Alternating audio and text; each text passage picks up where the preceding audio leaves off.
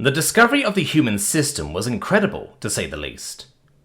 What was supposed to be a simple jump from the Axathan homeworld to Karuthan ended up in possibly the greatest mistaken discovery of an entirely different species in galactic history. The Axathan delegates stumbled upon a relatively small system, only one star, with 8 distinct planets. The third held liquid water and an overall temperate climate. Initial scans immediately brought to their attention the presence of city lights. This was incredible for the Axathans.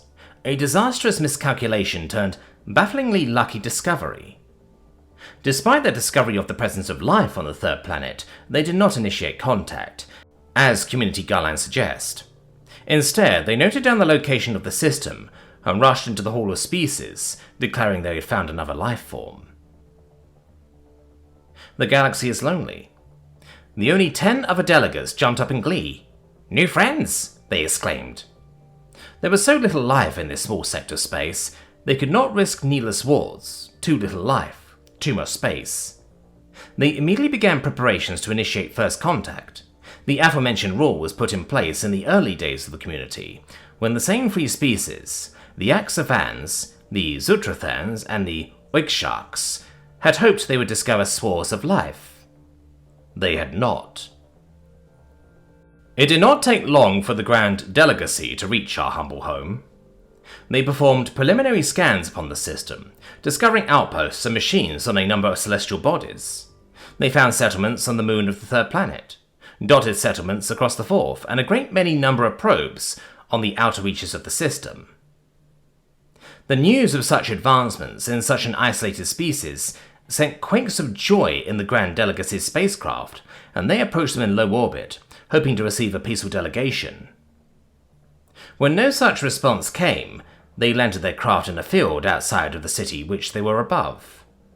They were met by people bearing a flag of a ring of stars on a blue backdrop. Communication was difficult.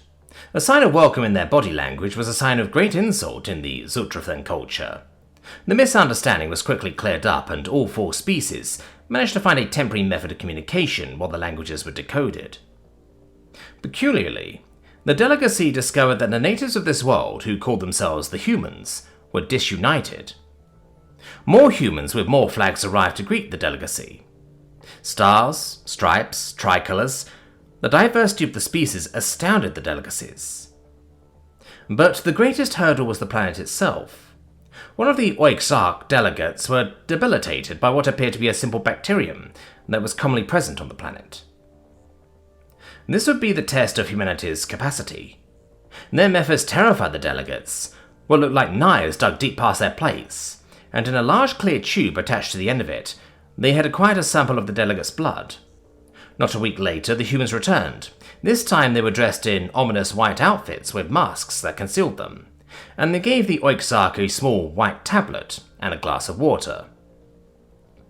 The delegate was back to work just a few hours later. All 4 species erupted into applause, the beginning of a close brotherhood in a solitary void. It took a while, but the language barrier was cracked. It was then that the fleet of ships outside of the system poured in, and they bombarded the planet, not with the vile barbarity of lasers and bombs, but with the messages and well-wishes of a joyous galaxy. The news had spread faster than their ships could travel, and they were itching to meet their cosmic brothers. The king of the Zutrathans led the charge, giving a speech in the center of the human nations, in which they promised to introduce the galaxy to a seemingly prosperous and friendly new species. The armada of all 3 species arriving on the planet were met with guidelines and rules by the humans. Although it left a bad taste in the mouth of some, the delegates reminded the visitors that it was for their protection.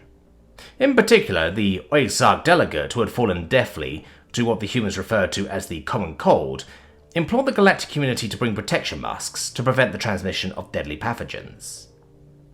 Naturally, the humans went too, and to the cosmos they brought a symphony of literature, art, music, media, that the galaxy did not know it needed. All of a sudden, the usual chatter of Axathan market towns were overlaid by revolutionary human music such as Wolfgang Amadeus Mozart and Bob Marley. The meanings of the songs were lost to them, but they enjoyed them nonetheless. The humans benefited massively from this exchange too. The scientists of the galaxy were eager to show the humans their method of traveling the galaxy, and were just as excited to discover human methods of travel. They remarkably discovered that the humans had already discovered the theoretical way of long-distance space travel, but sadly their system was completely devoid of the resource that enabled it. Trade deals were implemented between the earthly nations and the galactic community to deliver the required resources, in return for human medicine and biological samples from Earth. The human race fit in beautifully with the galactic community. After all, in the old human proverb, the more the merrier.